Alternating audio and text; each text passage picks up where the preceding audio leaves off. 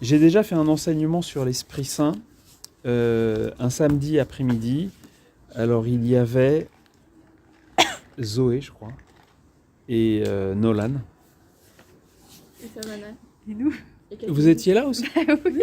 Samedi après-midi, quand on a parlé de l'Esprit Saint, vous Oui, étiez là? C'était le matin. Non, c'était Ah, c'était le matin. à 10h. D'accord, très bien. Nous, il y Ouais, avait tu la vois, fête des origines. Ah oui, il y a la fête des origines. Donc, la dernière fois, j'ai dit que l'Esprit Saint, c'est la troisième personne de la Sainte Trinité, c'est la troisième personne du Dieu unique, il est donateur de vie. Aujourd'hui, on va faire un enseignement un peu plus simple, parce qu'on a dit les choses les plus complexes la dernière fois.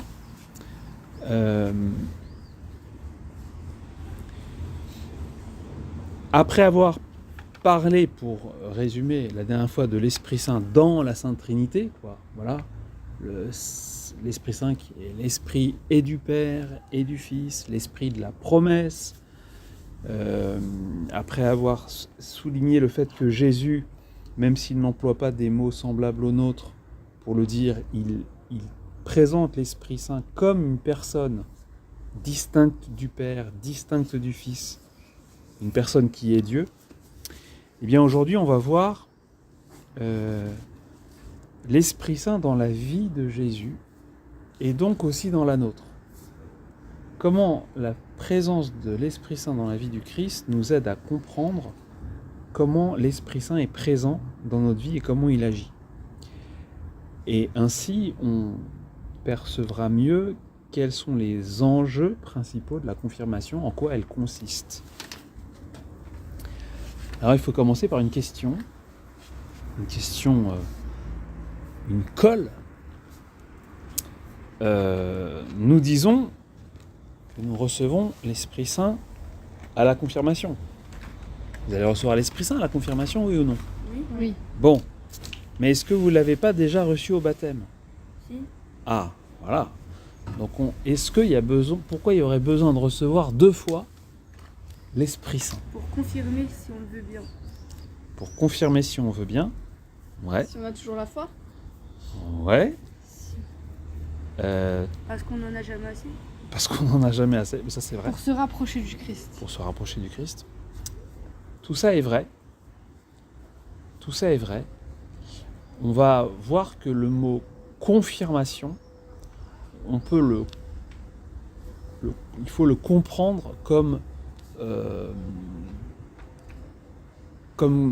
le fait d'être affermi. En fait, être confirmé, c'est être affermi, hein, d'être consolidé dans notre foi.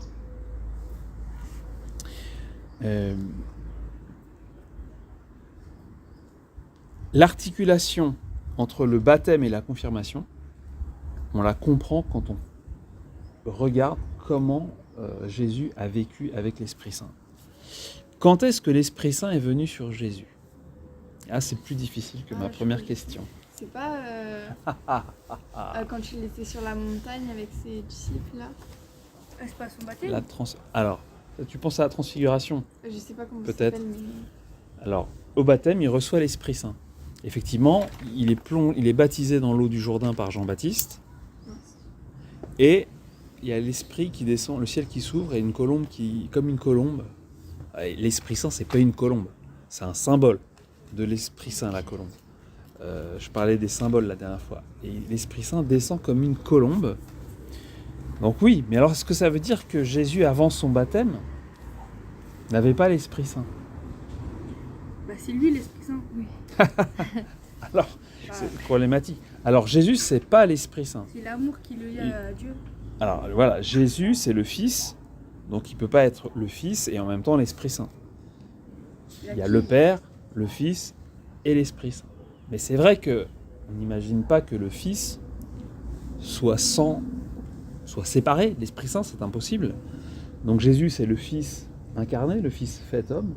Avait-il l'Esprit Saint avant le baptême? La réponse est oui. La réponse est oui. En fait, Jésus a l'Esprit Saint depuis qu'il a été conçu dans le sein de la Vierge. Vous voyez ? Le Fils se fait homme en Marie. On est d'accord ? Il va naître, il va vivre une trentaine d'années, et vers 30 ans, il y a ce baptême, et l'Esprit Saint descend sur lui. Mais l'Esprit Saint n'était pas absent de la vie du Christ avant son baptême. Dès le moment où il est conçu, son âme est remplie de l'Esprit Saint. D'ailleurs, il a été conçu du Saint-Esprit, on dit ça dans le credo. Et en Jésus-Christ, son Fils unique, notre Seigneur, qui a été conçu du Saint-Esprit, est né de la Vierge Marie. Dans le grand symbole de Nicée-Constantinople, on dit « Et par l'Esprit Saint, il a pris chair de la Vierge Marie et s'est fait homme ». L'Esprit Saint qui a agi au moment où le Christ est conçu, eh bien, cet esprit remplit l'âme de Jésus au moment même de sa conception.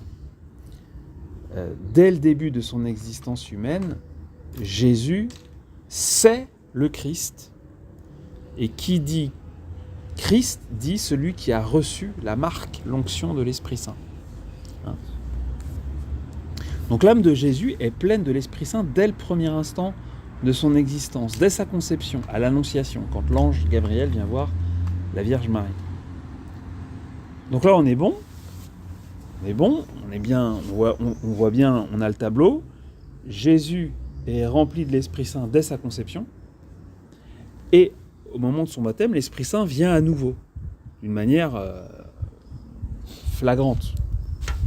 La question qu'on peut se poser alors, c'est mais pourquoi Jésus reçoit l'Esprit Saint au moment de son baptême, alors qu'il en est déjà rempli dès sa conception? Eh bien, la réponse, c'est que, comme vous le savez, à partir du moment où Jésus est baptisé, il va commencer à mener une autre vie. Avant, il faisait le métier de charpentier. Et à partir du moment où il est baptisé, alors il va passer 40 jours au désert. C'est un peu son carême, quoi. Et ensuite, il va prêcher pendant 3 ans. Il va prêcher, enseigner, faire des disciples, faire des miracles, rencontrer les gens. Donc ça montre une nouvelle étape. C'est-à-dire le baptême de Jésus commence une nouvelle phase de sa vie qui est beaucoup plus courte que l'autre. 30 ans d'un côté, 3 ans de l'autre. Avec une apothéose à la fin de ces 3 années qui est la Semaine Sainte et les 3 jours de Pâques, jeudi, vendredi, samedi saint, dimanche de Pâques. Donc Jésus reçoit l'Esprit Saint une nouvelle fois à son baptême en vue de sa mission. Vous voyez, c'est parce qu'il va commencer une nouvelle étape de sa vie où ça va être dur, hein. On est d'accord ? Parce que la fine pointe de sa mission, c'est le sacrifice sur la croix. Il est venu porter le péché du monde et nous sauver, et ça se passe comme ça. Donc Jésus reçoit l'Esprit Saint une nouvelle fois au baptême en vue de sa mission.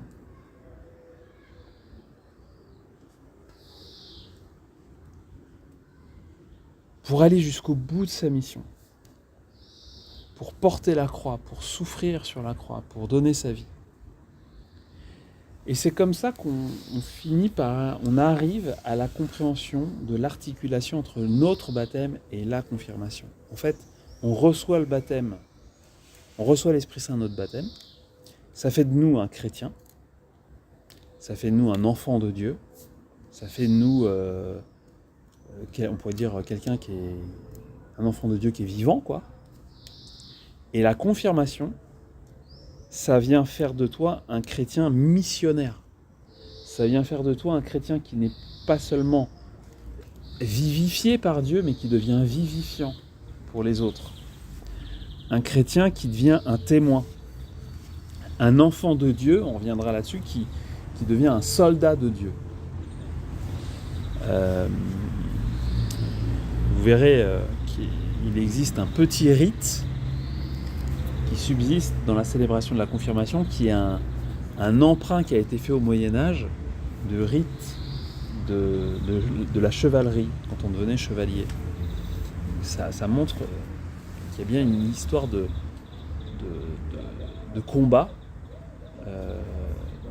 soldats pour les chrétiens qui reçoivent le sacrement de la confirmation. Nous, on reçoit l'Esprit Saint au baptême, on le reçoit à la confirmation, les deux sont vrais. Mais si on reçoit l'Esprit Saint à la confirmation, c'est en vue de notre mission. Notre mission, c'est de témoigner de Jésus, principalement.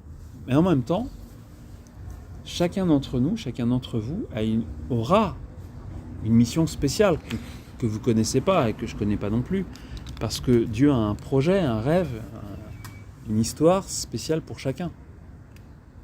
Il a un plan, quoi. Un plan pour vous qui vous permettra de donner le meilleur de vous-même, et même, j'ai envie de dire, même plus que le meilleur de vous-même, qui vous permettra de donner Dieu aux autres, chacun à votre manière, et voilà, c'est chacun son plan, quoi. Enfin, chacun sa place dans le plan, quoi.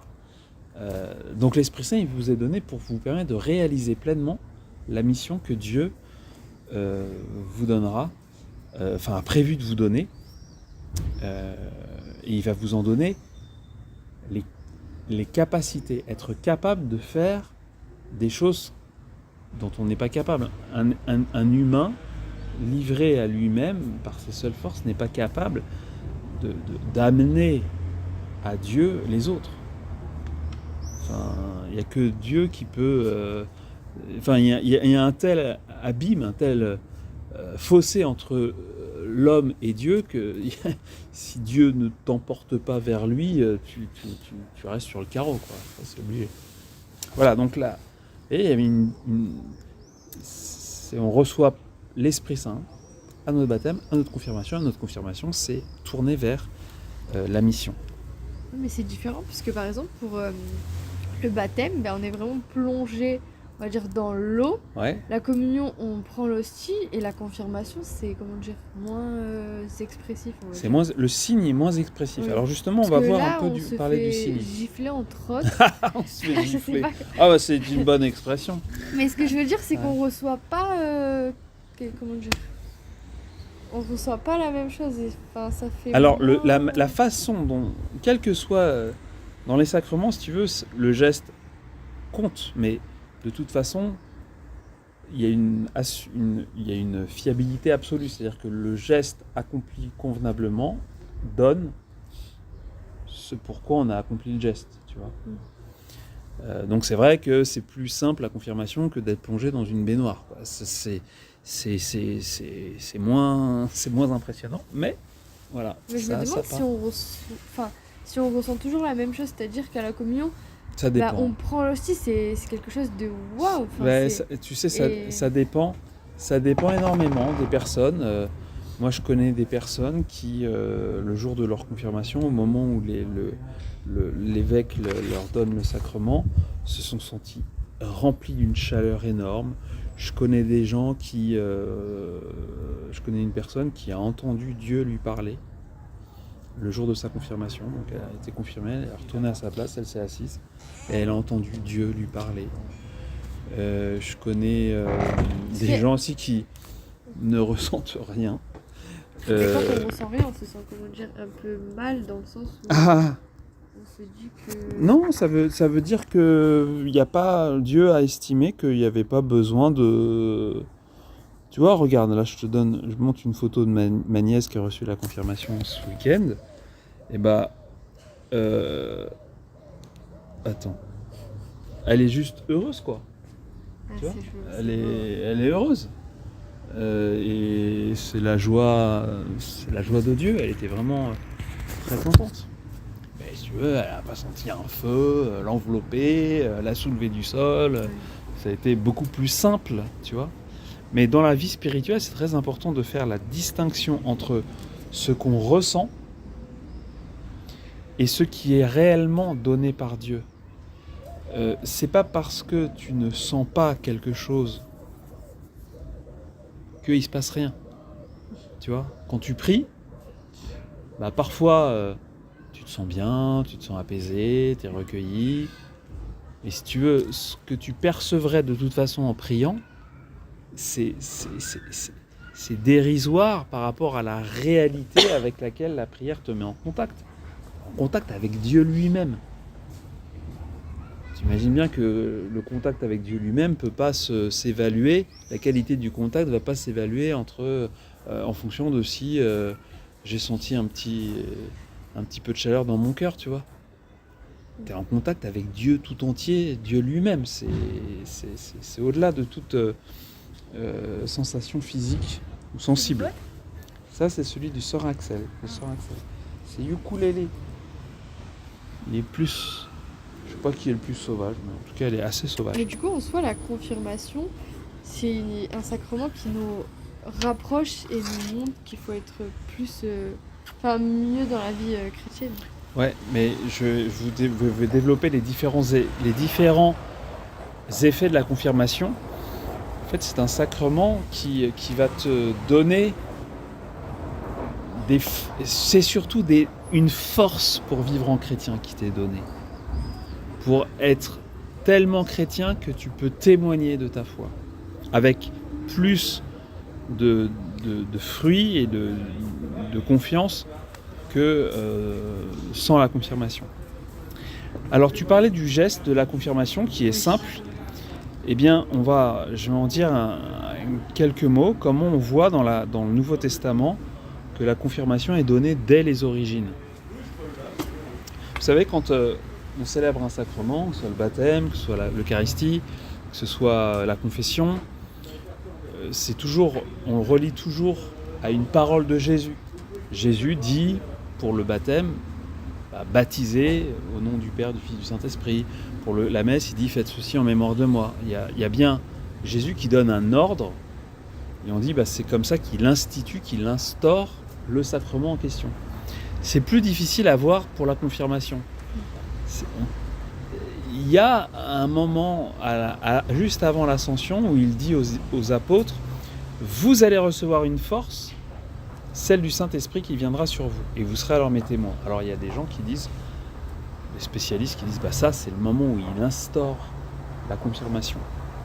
C'est peut-être vrai, mais en fait, l'enseignement de Jésus, c'est pas simplement ses paroles, c'est aussi ce qu'il fait, ce qu'il est. Et on a vu que dans la vie de Jésus, il y a bien 2 étapes. Une première étape avant son baptême, une deuxième étape après son baptême. Eh bien, certains spécialistes, des théologiens, disent que c'est le baptême de Jésus qui... De même que Jésus, il a vécu un moment charnière avec la venue de l'Esprit Saint sur lui, avant sa mission, mais il dit, c'est ça qui fonde la confirmation. Jésus, il a vécu comme ça une bascule. Eh bien, c'est cette bascule qui va valoir pour tous les chrétiens et qui leur sera donnée par le moyen de la confirmation. Je ne sais pas si je suis clair. Ça va ? Ouais. Alors, nous voyons que dans les Actes des Apôtres, justement, on en parlait tout à l'heure, dans les Actes des Apôtres, on voit justement que des personnes qui ont déjà été baptisées vont recevoir l'Esprit Saint. Alors, ça se passe en Samarie. C'est une des régions d'Israël. Et là, il y a des personnes qui se convertissent et qui se font baptiser.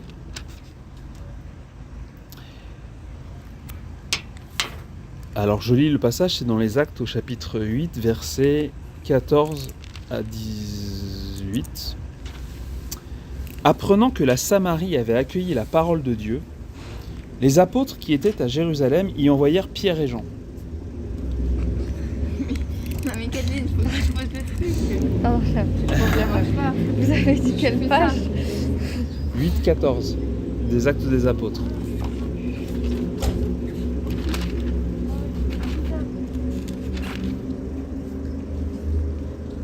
Donc je reprends la lecture. Apprenant que la Samarie avait accueilli la parole de Dieu, les apôtres qui étaient à Jérusalem y envoyèrent Pierre et Jean. Ceux-ci descendirent donc chez les Samaritains et prièrent pour eux afin que l'Esprit Saint leur fût donné. Car ils n'étaient encore tombés sur aucun d'eux, ils avaient seulement été baptisés au nom du Seigneur Jésus. Alors Pierre et Jean se mirent à leur imposer les mains et ils recevaient l'Esprit Saint.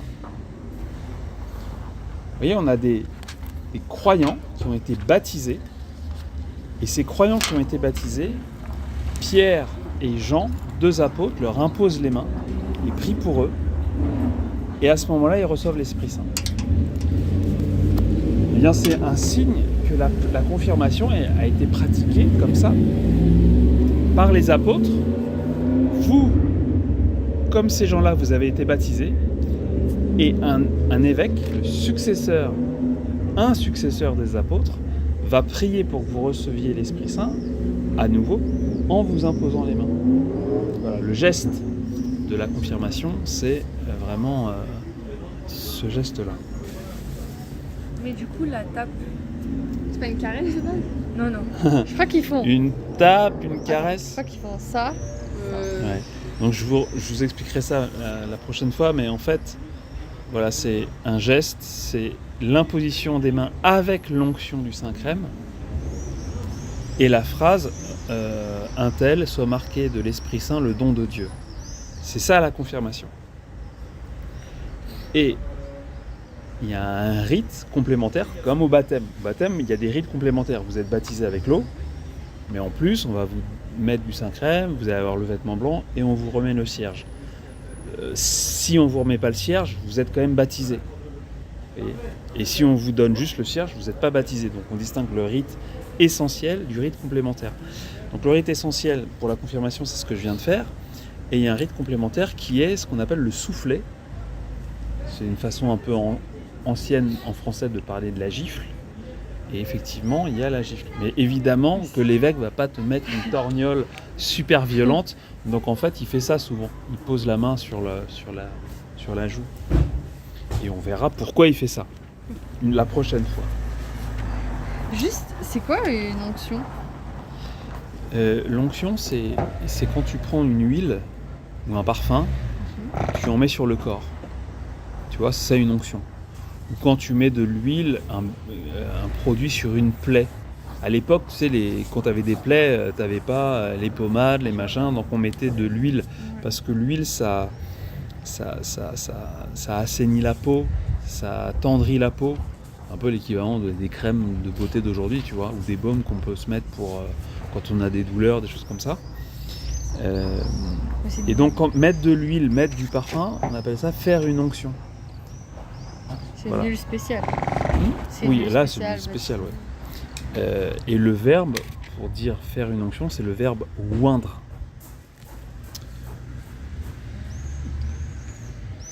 Voilà, donc l'Esprit Saint est donné par l'imposition des mains et la prière des apôtres. On le voit dans les actes des apôtres. Et c'est un des textes importants pour la confirmation dans la Bible.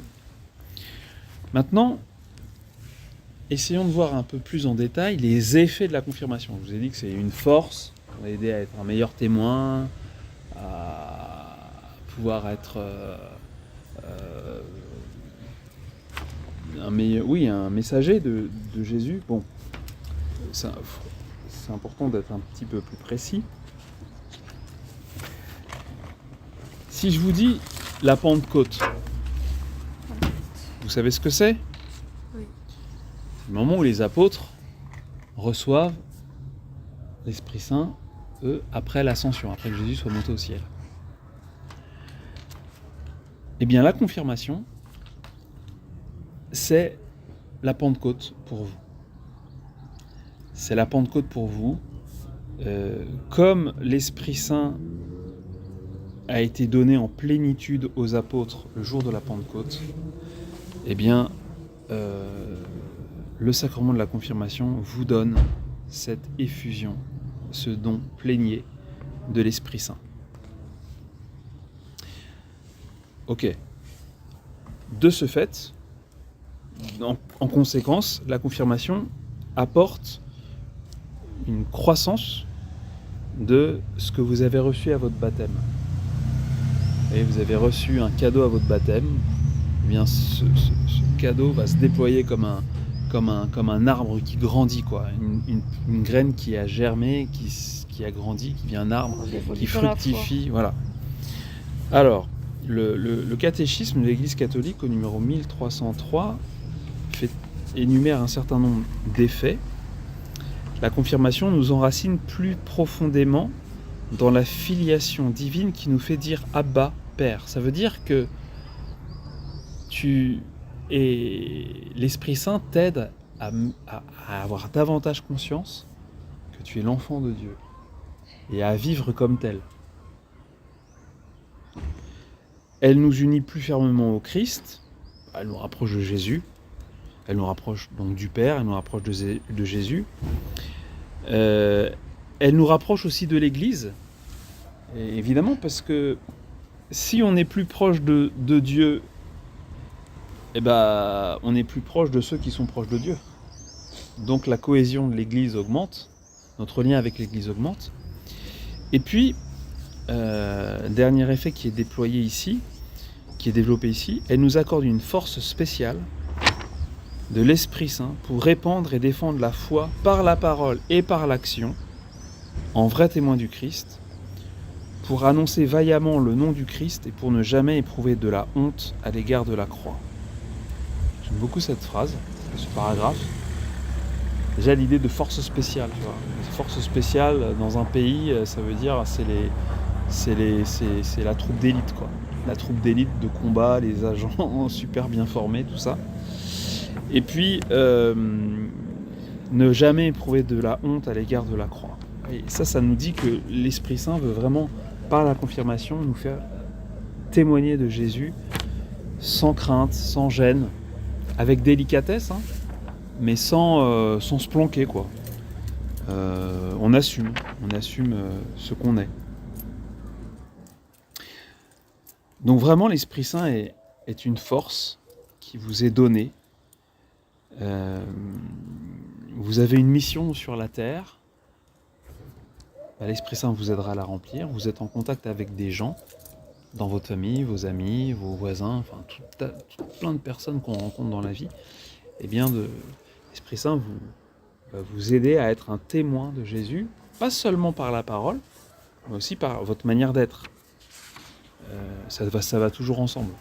Ta manière d'être, si à aucun moment tu dis que ta manière d'être, elle s'explique parce qu'il y a Jésus dans ta vie, ça va inspirer personne. Et ta manière d'être, et ta manière de... Est-ce que tu dis, si ta manière d'agir est complètement pas du tout en accord avec, bon bah ça va paraître un peu du toc, quoi.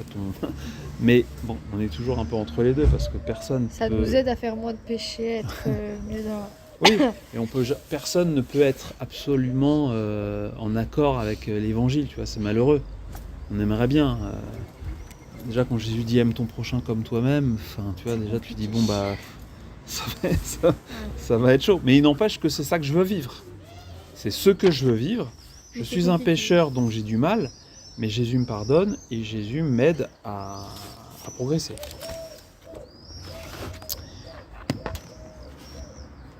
Alors,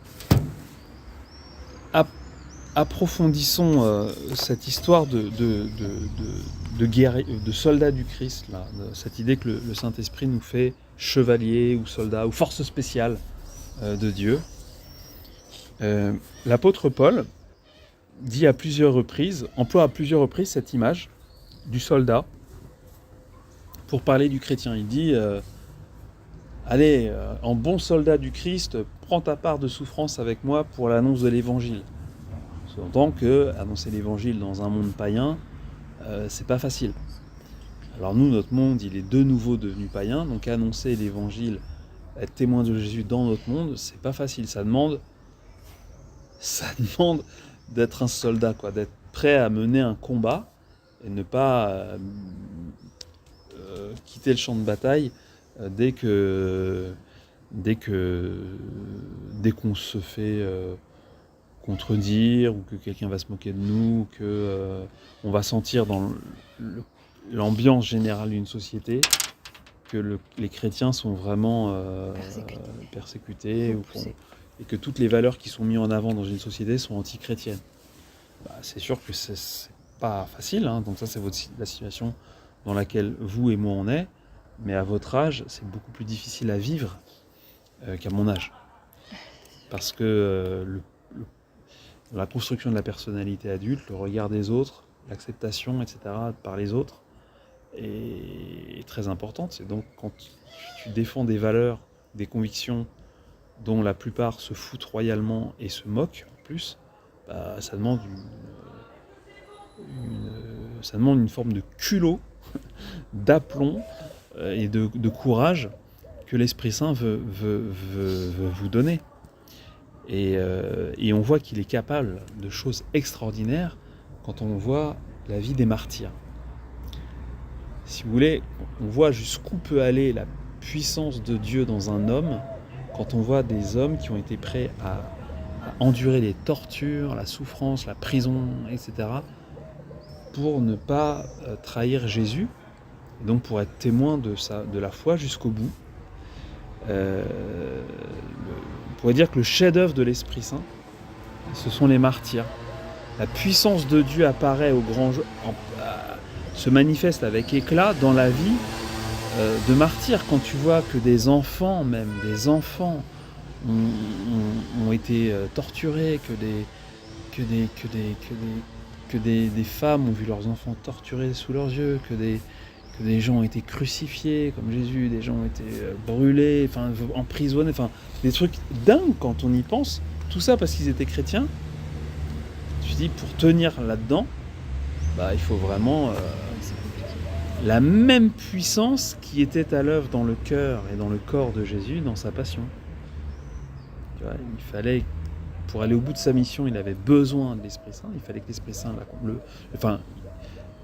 pour aller au bout de sa mission, l'Esprit Saint l'a porté, l'a accompagné. Et bien pour nous aller au bout de notre témoignage, si on n'est pas appelés tous à devenir des martyrs, mais par contre on est forcément tous appelés à aimer Jésus jusqu'au bout, quoi qu'il en coûte.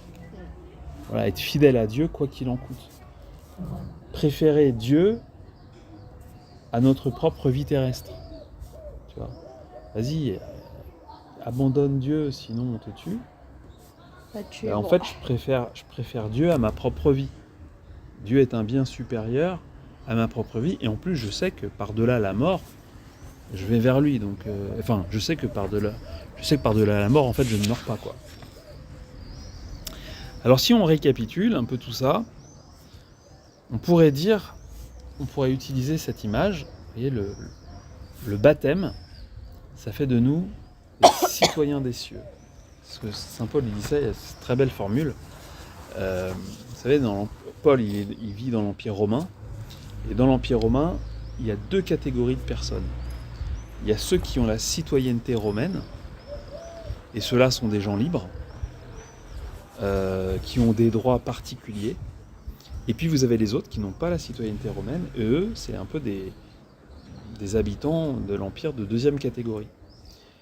Et Paul, lui, parce qu'il était le fils d'un armateur de bateaux, de commerce et tout dans le bassin méditerranéen, il avait des origines plutôt, même s'il était juif, il avait des origines plutôt aisées, et son père avait la citoyenneté romaine compte tenu de son métier, et Paul l'avait donc. Donc Paul, il savait très bien ce que c'était que d'avoir dans un pays comme l'Empire romain, entre avoir la citoyenneté romaine ou ne pas l'avoir, c'était très différent. Et donc quand il dit « vous êtes citoyen des cieux », c'est-à-dire il y a bien une différence entre celui qui est baptisé et celui qui n'est pas baptisé, entre celui qui est un habitant déjà du ciel, un peu en exil sur la terre, et l'autre. Le baptême fait de nous les citoyens des cieux. Eh bien, dans les citoyens, il y a une autre catégorie, il y a ceux qui sont, en plus d'être citoyens, qui sont chevaliers, qui sont ou chevalières, je ne sais pas comment on dit, et ce sont les confirmés. Voilà. Les confirmés, ce sont non seulement des citoyens du ciel, mais en plus vraiment les chevaliers de Dieu, les combattants du Christ. Mais alors à la différence, parce que c'est des formules qu'on peut entendre aujourd'hui en raison de la grande présence de l'islam, les combattants, les soldats de Dieu, les combattants de Dieu dans l'islam, ça n'a rien à voir avec les combattants de Dieu dans le christianisme. Les combattants de Dieu dans l'islam, c'est des gens qui vont tuer les autres, qui vont les obliger à se convertir. Nous, quand on dit combattant de Dieu, c'est pour être fidèle à l'évangile jusqu'au bout, quoi. Donc c'est même exactement l'inverse. C'est être prêt à aimer ceux qui voudraient éventuellement nous torturer, à cause de notre foi, c'est certainement pas de prendre la vie des autres, mais c'est de donner notre propre vie. Voilà, voilà les chevaliers du Christ. Et alors, vous allez toujours approfondir votre connaissance de la Bible, hein, au fur et à mesure des années qui passent. Vous verrez qu'on parle souvent dans le Nouveau Testament, notamment Paul, il en parle beaucoup de la force de Dieu qui agit en nous. Et bien en fait, à chaque fois qu'il parle de la force de Dieu qui agit dans la vie chrétienne, en fait, on peut reconnaître la grâce qui vous sera donnée par le sacrement de la confirmation. Nous sommes soutenus par la force de Dieu, dit-il, par exemple. Et ben, c'est l'Esprit Saint de la confirmation, la force de Dieu qui nous soutient. Rendez-vous fort dans le Seigneur pour résister aux manœuvres du diable. La force qui nous permet de résister aux manœuvres du diable, de lutter contre les tentations, c'est la force de l'Esprit Saint. Vous allez avoir Vous avez déjà un compagnon, vous avez des compagnons, vous avez le Père, le Fils, le Saint-Esprit avec vous, bien sûr. Mais là, c'est encore, on va dire, ils en remettent encore une couche pour que vous puissiez vivre votre foi avec la force même de Dieu, quoi. Donc tout va bien. Tout va bien, tout ira bien. Même si ça ne sera jamais facile. Mais même les gens, ils sont hyper moqueurs quand on parle de religion. Ouais. Enfin, même les profs, hein. Oui. C'est l'enfer.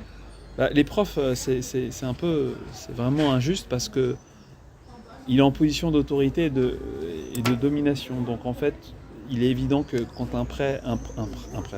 un prof dédaigne quelque chose qui est précieux pour l'élève, en fait l'élève il n'a pas la possibilité de se défendre parce qu'en fait il est obligé de s'écraser devant le prof, quoi.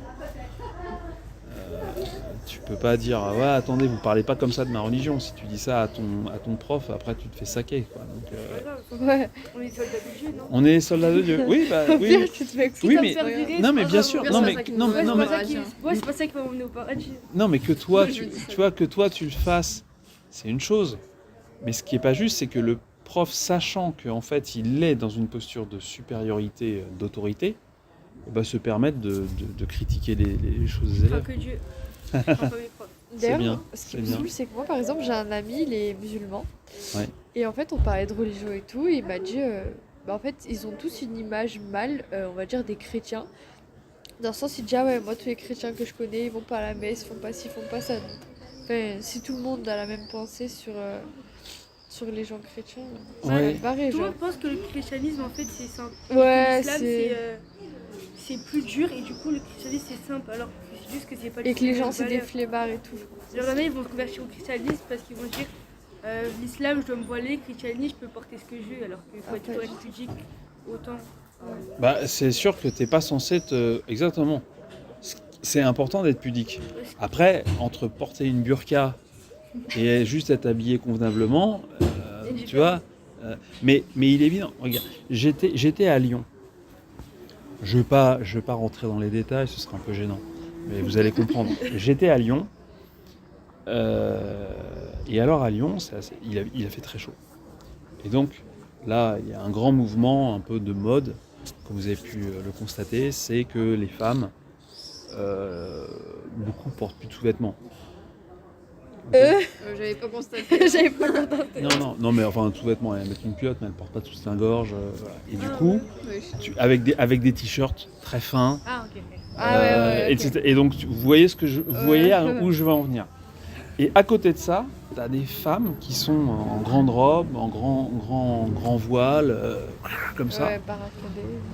En fait, si tu veux, c'est deux deux opposés. extrêmes énormes. Mais en fait, tu peux comprendre que des femmes ou que des hommes se disent attends, moi je veux pas que tu t'habilles comme ça, qu'on voit toutes tes petites affaires là.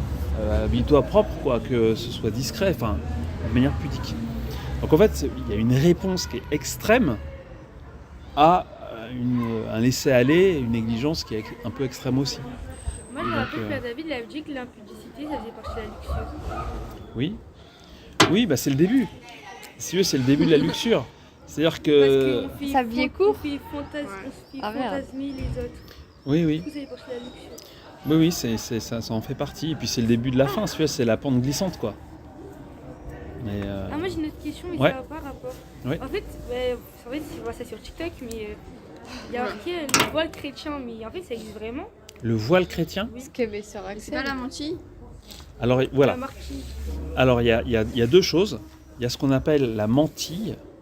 Donc la mantille, c'était toutes les femmes C'est trop beau. toutes les C'est un femmes petit truc fin, non? fin, Ouais, un peu en dentelle, Ah ouais, c'est mais magnifique. en général bon, ça, plutôt noir. Mais il y en a des blancs aussi, hein. Mais la plupart c'était des couleurs sombres et donc les femmes venaient à la messe et elles portaient une mantille. En France, moi, ma mère, elle l'a pas portée, mais elle a vu les femmes quand elle avait votre âge, quand elle était enfant, sa mère, ses tantes, les femmes qui venaient à l'église, elles avaient toute une mantille. En France, ça se fait plus, mais il y a encore des pays où c'est le cas. Certaines îles françaises, les femmes, jamais elles iront à la messe sans un voile, mais c'est juste à la messe. C'est un peu en signe d'humilité. C'est un peu la pudeur, oui, la pudicité, comme tu dis, mais c'est aussi l'humilité, en fait. Tu vois, se couvrir devant Dieu. Bon. Et puis, il y a le voile des femmes consacrées, qui est une façon de dire, bah voilà, moi, mon être, mon corps, je l'ai donné à Dieu seul. Axel, Isabelle, à la messe, elle porte un voile dans ce Oui, sens-là. mais il y a des dames, elles ont des. Vous connaissez le film Sister Act? Ouais, bien sûr, oui. Oui, elles ont un Oui. chapeau et un truc qui traîne. Oui, alors voilà. Donc ça, c'est... En fait, sœur Axel et Isabelle, elles sont consacrées d'une manière, donc ça s'appelle l'ordre des Vierges consacrées, où tu peux être consacré et en même temps avoir un travail. Isabelle, autrefois, avant qu'elle ait son AVC, elle était prof. Elle était prof d'histoire. Donc évidemment, t'imagines bien que prof d'histoire dans une école laïque, tu vas pas débarquer avec ton voile et tout, c'est pas possible. Et puis Axel, bon, elle enseigne dans le milieu de l'église, donc ce serait moins problématique, mais en fait, c'est une manière d'être consacré dans la société, de entre guillemets se marier avec Dieu, tu vois, mais de vivre avec un métier. Mais c'est Donc, possible. oui. On peut être sœur et à côté être prof d'histoire. Tout à fait. Oui, mais du coup, c'est pas consacré à fond. Si, t'es consacré à fond, bah Donc, tu t'es marié avec Dieu. La laïcité, mais en même temps, elle est chrétienne. Oui, c'est la laïcité. Non, mais c'est-à-dire que, regarde, je sais pas moi, imagine, t'es dans cette forme de vie consacrée et en même temps, t'as un métier, je sais pas, tu travailles à la police municipale ou à la poste, ou t'es avocate ou je ne sais quoi. Évidemment que tu peux pas porter l'habit de Sister Act à la poste ou à la police, ou tu vois, c'est pas possible. Donc c'est justement une façon d'être, un peu comme un agent secret, tu vois, un agent spécial. Tu es consacré à Dieu, et c'est très précieux, non pas en dehors de la société, dans un monastère, voilà, mais au cœur de la vie de la société. Donc tu apportes une présence de Dieu et de prière parmi les gens, et donc c'est très précieux, et ça demande forcément du coup une forme de discrétion. Mais tu as aussi d'autres... En fait, il y a plein de formes de vie consacrée dans l'église. C'est ça qui est génial, c'est qu'en fait, il n'y a pas un moule, tu fais ça, sinon c'est rien. Tu peux aussi être religieuse, habillée en religieuse, et vivre dans un couvent qui est en ville et qui s'occupe, je sais pas, des pauvres, ou qui font la classe aux enfants, machin, où tu peux vivre pareil, mais dans un monastère, perpète dans la campagne, et où tu n'as pas d'activité au sein de la société, mais juste tu vis un peu en autarcie, et tu consacres ta vie à prier. Et là, effectivement, ces personnes-là, qui n'ont pas une activité professionnelle dans la société, et qui demandent une forme de discrétion, voilà, encore une fois, tu ne vas pas t'habiller en Sister Act à la poste, quoi. Eh bien, dans ce cas-là, ces femmes portent un voile intégral. Elles portent le voile, et d'ailleurs elles n'ont pas que le voile, elles ont souvent un habit d'une certaine couleur, avec certains dessins ou pas, mais avec un chapelet, une grande croix et le voile. Et là on sait que ce sont des religieuses. Enfin, vous en avez déjà vu. Voilà, on en croit. Et ce voile-là, il signifie, comme l'ensemble de leur tenue du reste, du coup, voilà, Dieu est mon époux, quoi. J'ai donné ma vie, mon cœur mon corps à Dieu et voilà. Est-ce que vous avez le droit de dire des gros mots? Pas plus que les autres. Pas plus, pas moins que les autres. C'est un péché pour tout le monde. Hein. Ouais, bah voilà. Après, c'est vrai que ça peut être plus choquant d'entendre certaines choses dans la bouche de quelqu'un qui est consacré qu'un jeune de 18 ans, tu vois. Mais bon, c'est pas ce qui est mal en général. C'est pour tout le monde. Bah, en tout cas, ce cas-là, c'est mal pour tout le monde, quoi. On n'imagine pas le pape Léon XIV dire des gros mots.